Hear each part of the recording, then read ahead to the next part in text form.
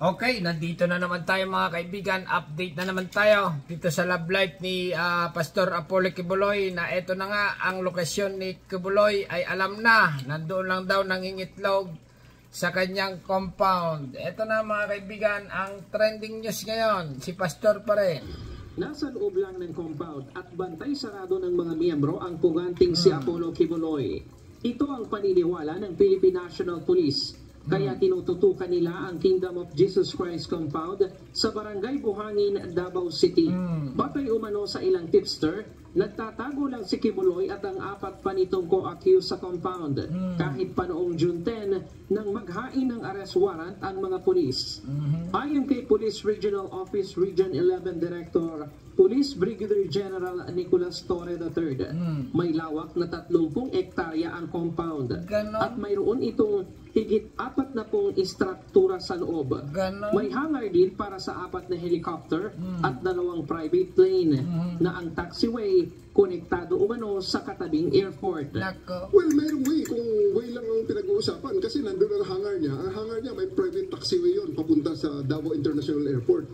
Ibig sabihin, General Nicolas Torre, okay? Alam nyo palang nandyan na si Quiboloy sa kanyang compound, bakit hindi nyo pasukin, okay? Pero dati, di ba pinasok na ito ng 100 pulis? Kaya lang, yung pumasok doon na mga pulis, parang ang pagkaalam ko dyan ay pinagkakasuhan or tinanggal sa serbisyo yung iba or nilipat sa serbisyo. Ngayon, alam nyo naman na nandyan si Quiboloy sa compound, ay ano ang inyong action dyan? International Airport. Bagamat isinuko na umano ng Apollo Air sa Civil Aviation Authority of the Philippines ang kanilang lisensya para sa air assets, hindi pa rin umano maisasantabi ang posibilidad na tumakas si Quiboloy. Nako, ganon. Sabi nyo, nandyan lang sa compound. Ngayon, tumakas na. Okay, continue lang. Lalo na nakita umano kamakailan ang paglipad ng isang helicopter mula sa compound. Nako, ay alam na, pag ganyan. Okay? Kasi nga, halimbawa nga si Pastor ay nasa compound at gumagamit ng helicopter, labas-pasok doon sa compound, ano ang magandang solusyon dyan? Yun lamang, okay? Kasi nga si Quiboloy may helicopter eh. Yung police Davao dito yata walang helicopter. Yan ang problema. Continue lang. Pero what will prevent them from actually just ignoring all the rules and just like what they're doing right now and make it fly? Kasi 2 weeks ago, nakita namin na isang helicopter lumabas eh. Nakita nyo, halimbawa nakita nyo lumabas yung helicopter. Ano ang inyong aksyon doon sa helicopter na yon? Wala. Nakangiti lang. Lumipad eh.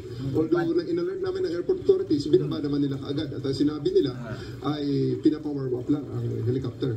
Pero lumipad ang helicopter. Nako, ay lumipad.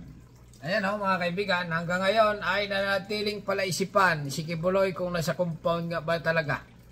Wanted, Apollo si Quiboloy, pinaghanap ng batas. Inamin naman ng PNP na malaking hamon ang paghuli kay Quiboloy dahil sa kanyang mga miyembro na handang maging human shield. Ayan mga kaibigan, mapapansin nyo dito, long time ago, parang may nag-i-spray na tubig. Baliktad ang nangyari. Yung mga pulis na nandoon, yun ang inisprayan ng tubig. Okay? Kaya sampal sa mga Pilipino ito. Kasi nga, yung kapulisan ng ating Pilipinas, okay, inisprayan ng tubig nitong mga member ni Quiboloy.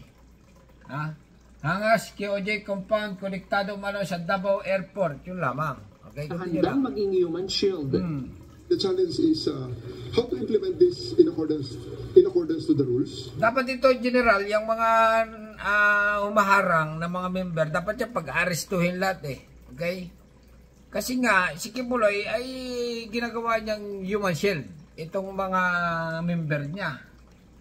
Pambira talaga ito si Quiboloy na ito. Ayaw pa sumuko at harapin ang kanyang kaso. Kung may kasalanan ba siya o wala. Sabi niya wala.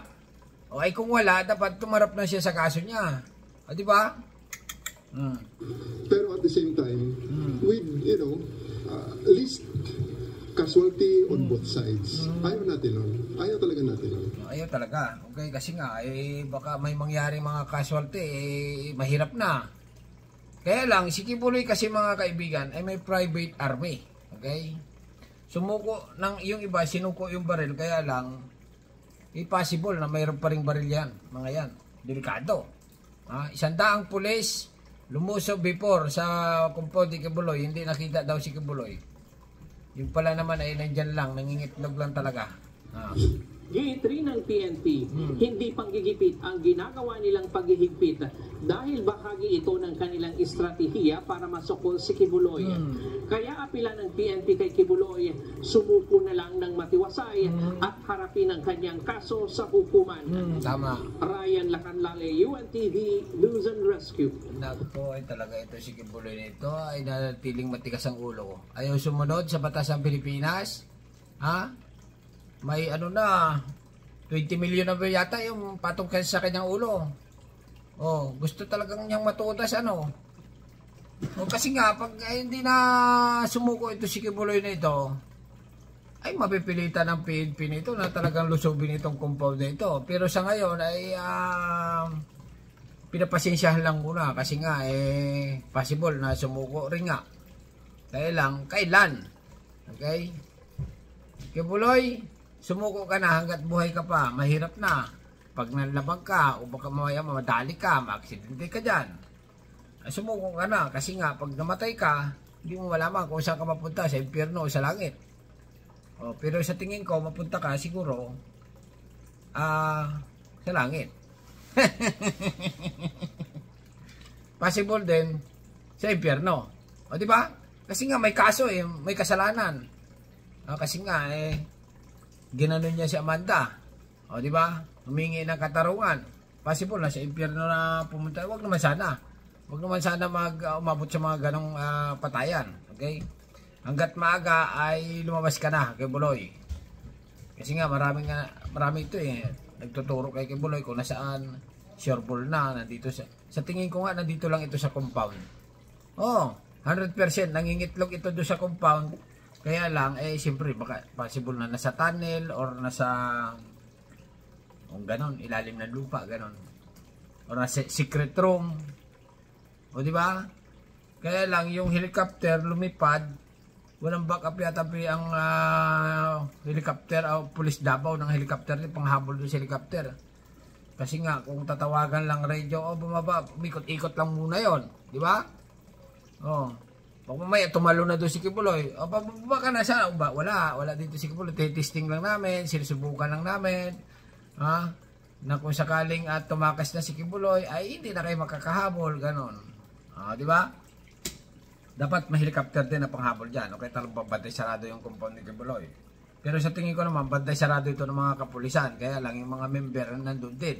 24 oras, binabantayan ang kanilang pastor kasi nga nangako si Kibuloy dito sa mga member na bantayan nila sila, okay?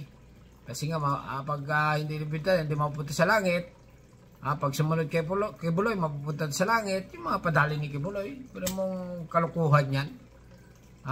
Lahat daw ng kaluluwa dadaan sa kanya. Yung kaso mo, ang harapin mo, Kibuloy. Okay, parang paniwalaan ka ng tao. Kaya hanggang dito na lang mga kaibigan. Ano masasabi nyo dito sa nagtitrending na balita na ngayon na ito na nga si Kibuloy alam na kung nasaan. Malapit na mahuli. Daw. Daw. Okay, hanggang dito na. Subscribe my channel. Don't forget comment. Bye-bye. Thank you.